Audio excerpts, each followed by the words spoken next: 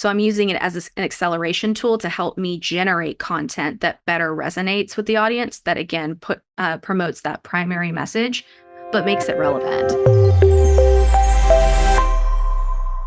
Welcome back to another installment of the Next Gen Case Study series. In this episode, I have on Ariana Shannon, who is the brand marketing director at SalesIntel.io, where she's been instrumental in developing and promoting their marketing strategies. Ariana has hosted several webinars and contributed to numerous blogs where she explores topics like lead scoring, buyer intent data, and effective sales strategies. Her approach is highly analytical, emphasizing the integration of human verified data to enhance marketing and sales operations. And for that reason, we're excited to have her on the show. Welcome to the program, Ariana. Thanks, Devin. I'm happy to be here and to just answer some questions, see if we can't share some knowledge and help some other leaders along the way. Yeah, so we were talking off camera here before we jumped into it about some of your kind of day-to-day role responsibilities and some of the things that you're taking care of. I'd love to get from you a bird's eye view of some of the day-to-day stuff that you're responsible for. Yeah, so if it's coming from marketing and it's customer facing, I've probably seen it in some shape or form. As a founding team member of SalesIntel, I've helped us go from when we had 1 million human verified contacts back in 2018, all the way now to upwards of 20, 30 plus million human verified contacts, and actually educating the market about that. Because if we look at it from just that view, Devin, data's boring. It's important. You have to have it in your go-to-market strategy, but it is a concept can kind of be stale. And that's really the challenge that marketers face, is take this one concept and continue to talk about it in perpetuity. So finding ways that it's relevant. So it's all about looking through our content and determining what is the best way to continue to educate our market about how they can use B2B intelligence effectively in all of their go-to-market strategies, while also keeping it relevant. So let's dig into that. On that premise that data is kind of boring, what about it could be exciting for your clients? It's exciting when you are finally able to see your sales cycle go from like a 60-day cycle to a 45-day cycle. It's exciting to see your open rates increase and your bounce rates decrease. It's exciting to see your cost per lead go down. These are all things that are possible when you have the right information to start with, when you're targeting the right people. And that's part of the challenge that we face. And that's where a lot of the content that I come through that you had mentioned, whether it's a podcast, a webinar, a blog, an email, it's all getting through this larger concept of having the right data is instrumental to your success.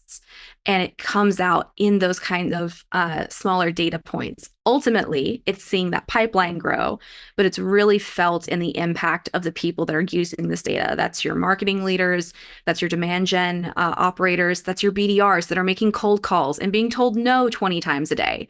How much better would their day be, and how much more motivated would they be if they could increase their connection rate and actually have conversations with people that are more apt to talk to them than just getting a cold shoulder?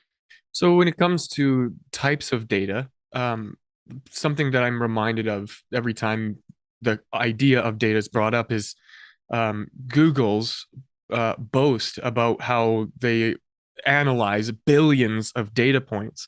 And I struggle myself, just being involved in marketing, to understand how you could take billions of data points and make it make sense when there are only, maybe 5 or 10 metrics that really actually move the needle. And so I'm curious to see, for you and your experience, Ariana, what is some of the more important data points that we as business owners and entrepreneurs should be collecting? So that is a very important but kind of broad question. I'm going to narrow that down a little bit, because depending on the size of your organization and your role, the metrics you should be paying attention to can vary. But what you really want to understand, especially from a marketer's perspective, is that you have the analytics to understand who your ideal customer profile is, and that you're measuring against that. So who did we sell to successfully? Who churned?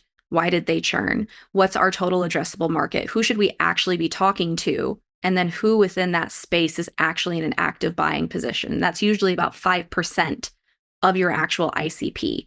So first and foremost, do you have the right people and are you focusing in on that 5%? That's one thing that should be universal across a lot of businesses, especially in B2B SaaS. From there, it's then an effective approach of how are you attacking that 5% to basically harvest the demand. You might have to do a little bit of brand education there as well. So you're looking at your traditional NQL scores, like, hey, do people actually know about us? But then that's where you can layer on the third-party intent data to see, okay, are people interested in this? Are they looking at competitors? How aware are they of the problem that they're having? So that way we can position ourselves as a solution. So focusing on that 5% to harvest that demand, and then in your spare time, since we marketers have so much of that, uh, is if you're in a good part of that strategy, is going after your other 95%. Educating them. That's through, are we bringing people into nurture? Are our engagements high? Are we getting positive engagements? Are we getting responses? Because that's always really important. So that's probably a little bit of an in the weeds answer, but as a marketing executioner, that's where I spend a lot of time looking at. From a bird's eye view, when I'm taking this information and saying, hey, leadership, this is how I actually know it's working, it comes down to the pipeline. How are deals coming through? What are the conversion percentages to tell us, are we getting the right people? And are they moving through efficiently? And every organization can kind of have a different view of that, but I like to look at it as not the cost per the lead or the cost per the form fill, but the cost per opportunity.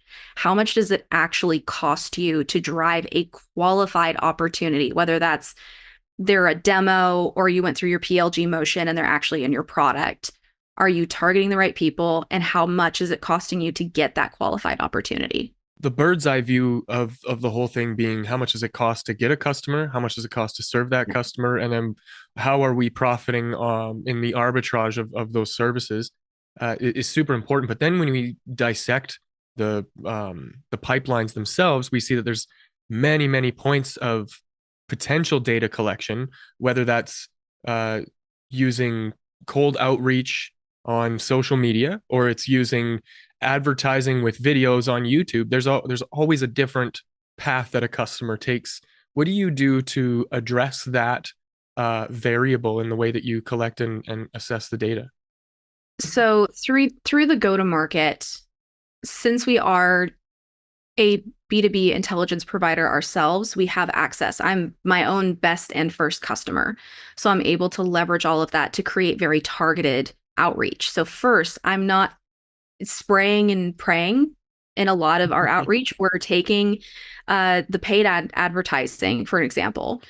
We have a very low cost per lead. And in fact, when we went through our ICP analysis that we do annually, we saw an opportunity to bring that down and what we did was go through our analysis and then leverage our own tool to use like website visitor data. And there are other tools out there. You use what you can. I have this because that's where I work. To take the people that are visiting our website, filter it through my ICP lens. So that way I'm not just using a general Google retargeting. I'm not just saying, hey, these are people that came to our website, let's send everyone the same ad. No, because you're going to get some people that are outliers. You're going to talk to students. And while everyone's important and should be educated, that's not who's going to be my best cost per opportunity at the end of the day. So by curating very targeted lists through the lens of my ICP filters and the intelligence that's available to me, I can make a bullseye hit that's very cost effective most of the time. And the paid channel is just one example of that, because I think it's the most common for people to reference. But you can do that same thing in email. You can do that same thing in social. It's a bit harder. It takes a little bit more effort to go out and do that, but it is possible. Organic is just one of the channels that you have to then leverage that intelligence to say, okay, these are the intent topics that we used in our paid outreach and in our email strategies. Let's take these same intent topics and look at SEO keywords. Which of them are the same? Let's start rating content against those kinds of topics and keywords as they make sense, bucket them together, create the content that's going to be harvesting that demand near the bottom of the funnel once you've done all your brand education. One of the promising things that I heard you say about the work that you're doing is that you are getting an abundance of leads. And that's something that is like a unicorn for a lot of businesses, is figuring out where that source of leads is going to come from. But then once you do kind of tap into that, you unlock a Pandora's box of a whole bunch of other problems. I wonder if you could speak to some of the challenges that you face when it comes to sorting through that pile of leads, sorting them into buckets, and then intentionally pursuing the ones that indicate that they're a higher buying intent. I love that we're tapping on this because account and lead scoring is one of my favorite soapboxes that I love to give on, Devin, if you've probably researched and seen my past work. So, when it comes to this, and it's all about we have inbound leads, now what do we do with them? Because the old school way of marketing when I entered the space was okay, these people raised their hand, great. They said, let's talk to them. That's fantastic. That's not working anymore. People that are filling out the form aren't getting to you. So if you absolutely have someone that's filling out your form, getting them to your AEs is so important. So anyone that's immediately saying, I want this, I want a pricing, I want a demo, get them to the AE as fast as possible.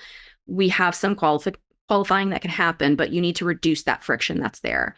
For everyone else that is engaging with our content, so they've engaged with a webinar, or they're listening to the podcast, or they are engaging with our content in some other way, they're subscribing to our blog. Not everyone is having that same level of intent. By using traditional models like your MQL score, which is very important, it still helps you understand to a point how brand aware someone is. Layering that within third-party intent then tells you they are brand aware and they're also looking at other solutions. They're looking at other industry problems. They're looking at things that are similar to your business and how it works. So when you marry those two scores together, and I'm going to add in a third one because this is also very important, they're a fit. They're an account fit. They fall within your ICP. You then have a very strong, compelling story because then at that point you can tell this account is a fit, but they're not ready. Let's send them to nurture. This person's ready, but they're not a fit. Maybe send them through this automated flow because we could probably help them, but it's not something we know is a strength for our business and we don't have the resources to try to accommodate that. So it's treating everyone respectfully that comes through your pipeline, but getting them where they need to go.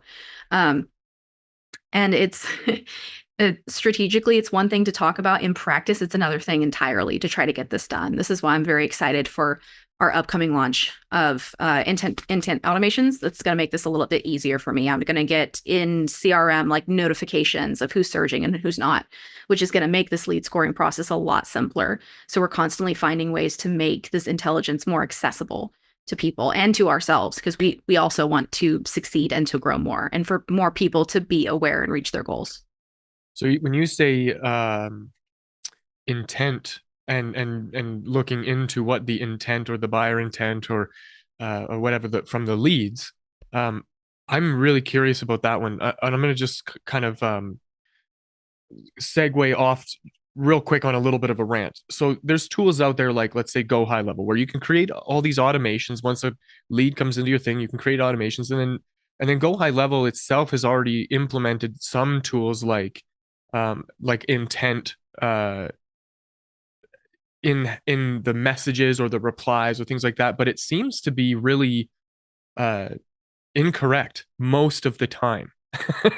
And so my curiosity is in the development of this intelligence or artificial intelligence and the role that it plays and how we're interacting with our leads.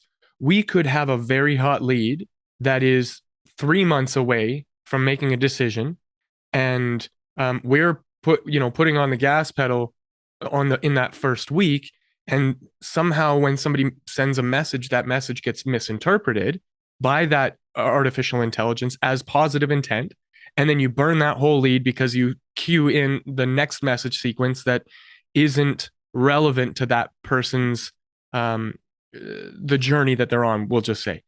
How are you addressing those issues inside of the work that you're doing? Or does that even apply to the things that you're talking about?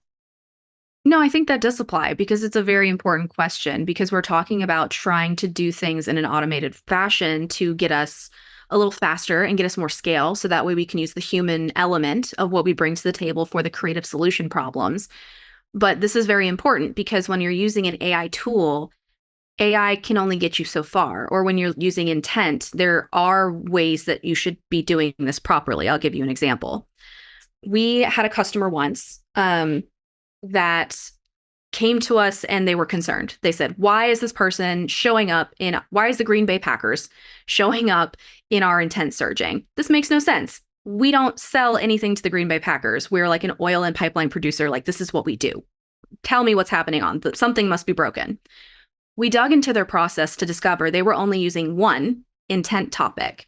So an intent topic in itself um, is a phrase or is a term that people search for, that they're reading on, that they're actively looking up. So this is information that's being gathered in the back end to pull this together. When you use only one intent topic, you can get false positive signals. Because what happens when you use one topic? Well, there happened to be a pipeline hack at that time. And so national news was soaring and everyone was looking up that kind of news. So you need at least 5 minimum third-party intent topics to generate a true signal in one area. That's one way of mitigating against this, is understanding that using one topic does not equal a true intent signal. Because just because I go and look for something for my pit bull does not mean I'm automatically going to buy it. Or if I look something up for dogs and I get an ad for chihuahuas, I have a very different dog experience. Like, you have to know your audience and you have to put the pieces together, because intent in itself is a help. It helps paint the picture, but that's why you also need your MQL score, your account fit score, and trying to marry that to build that full picture and audit this process and look at it. And that's where the human element comes in. And that's why we even continue to use human verification in our data processes, because AI will only take you so far. And I think that's what a lot of people are realizing nowadays. So, what are some of the ways that you're deploying artificial intelligence in the work that you're doing? So where I'm spending it is probably not a surprise. A lot of people already are, is content generation. Mm-hmm. I'm using it as essentially a sparring partner. I'm writing it prompts. I'm asking it questions. I'm asking it to give pros and cons to the content that I'm writing. I ask it to generate some content for me and in a little bit. So what used to take me a couple of hours to try to come up to with a concept, I can now do. I can probably, or actually no, I have written maybe 4 or 5 webinar titles, topics, descriptions, takeaways in the span of an afternoon. And that used to take me a couple of days because I want to sit and marinate on the topic and really think through it. So I'm using it as an acceleration tool to help me generate content that better resonates with the audience, that again promotes that primary message, but makes it relevant. Because believe it or not, and we're talking about intent data a lot because that's what I'm used to, but what I've realized is that when people see intent data in the title, it doesn't connect anymore. And this is something that AI and I have been working on, of, okay, what are other ways that I, a person who constantly think about and talk about intent data, can actually talk about it where it's resonating. And that's where now you get signal-based selling. It's intent data. That's what it is. But people want to talk about signal-based selling and not intent data. It doesn't make sense to me, but that's how you stay with the times. That's how you continue to stay relevant. And it's primarily in my role, that generative content, but we as an organization have used AI and machine learning for years. It's part of our process for gathering our first party data, filtering it, human verifying it, and then putting it into our platform for people to verify. Humans alone can't verify that much data on their own. We have help. We have patented technologies that we've created. So AI has been around for quite a while. It's now more in the forefront and is more accessible to a lot of businesses to start to use. How do you see it evolving in the space? I know that currently generative AI technologies is one of the most common things that we see. Now we're getting voice, we're getting texting and emailing and messaging and bots and troubleshooting and all kinds of different things. What do you see kind of coming down the pipeline for the future of where the technology is going? This is a really interesting question because it also gets into, depending on how the AI technology is being used, it can get into some compliance and privacy waters. I don't think I'm going to go that route with it. It is something that's kind of in the back of my mind, of how does AI generate itself, how much information is being scanned about your person that could be used, that could be pulled up into any kind of generative content. But really my hope is that the AI makes the humans better. it raises the bar to make things more accessible and make our work better. And part of that comes with a bit of a slump where everything's kind of odd. I actually have a background as a graphic designer, and it makes me think of the tech boom of like the 80s and 90s, where everyone now had access to computer software. And so there were a bunch of typefaces that were made. This is why we have wingdings. Who needs wingdings? I don't know why. It's a bunch of symbols, but someone made it because they had access. It's kind of a similar feat. We have in Comic Sans, oh my goodness, we have all of these fonts that now exist for people to use, and great. It's fun. You have all this access, but ultimately it's going to require the practitioners of their craft to enhance what they're doing. So the growth of AI should be making our humans better. And then in terms of where it's going, hopefully getting a little bit smarter to make some of those predictions with us. But when it comes to can AI appropriately grab someone from your CRM and put them in a sequence and put them in the right sequence, I don't know if I have full faith in that just yet. I think we still need that human element to make sure, because otherwise you're going to get potentially the wrong person in mass and you're going to upset a lot of your audience very quickly. I've seen AI's interpretation of how human beings eat pizza, and it is quite alarming. It's a very jarring experience. So I think I'm with you on that front, that the technology's got a long way to go before it will act in place of a human being, but as a tool that we can leverage to make our lives easier. I think that that's spot on. Kind of to wrap things up here, Ariana, I'm curious if somebody else who's in a similar position to you, who's facing some challenges when it comes to this type of thing, data verification and pipeline management and all that kind of stuff, as well as integrating technology into it. If you had one piece of advice for that person, what would it be?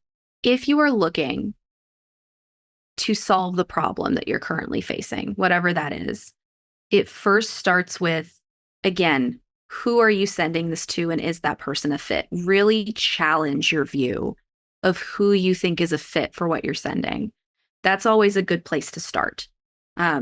Because if that premise is off, then every other assumption that you've made downstream is actually incorrect. That's what we had noticed with one of our clients. They had said, wow, our call rates are terrible. What's going on here? Let's talk to our process and our sales team. Well, they went and they talked to the process. It was as tight as they could be. Okay, well, then let's look at this next step. Let's see when we're calling, all this other stuff. And they went through these iterations of backwards problem solving to determine that, okay, they have the right people, just who they're trying, the numbers they have are just old. The data is incorrect. So they're calling either the wrong person at the account, or they don't have the correct number for the person at the account. And so they're not getting as many connections. So their low connection rate and call volume was not because their sellers were not doing their jobs. It was because their sellers didn't have the right tools. So if you're looking at a problem that you're trying to solve, maybe cut back to your original premise, whatever that was. For a lot of places, and when you're trying to optimize your pipeline, it's looking at the correct audience. Really challenge that belief and give it a shot. You might be surprised by your results. That's very sound advice. If somebody wanted to reach out to you to pick your brain further, or perhaps work with you, how would they do that? Yeah, so you can always reach me on LinkedIn. I'm a direct message away, or you can hit me up at marketing@salesintel.io. Myself and a couple of my colleagues are always on there to help our customers and help other people as they have questions. So those are the two best places to reach out to me. Wonderful. We'll make sure to link to all that in the show notes. Ariana, you've been very generous with your time and your wisdom, and on behalf of everyone watching, myself and my team, thank you so much for that. If you want to get in touch with me and my team, it's nextgengrowth.com. Otherwise, that's it for this episode, and I will see you in the next.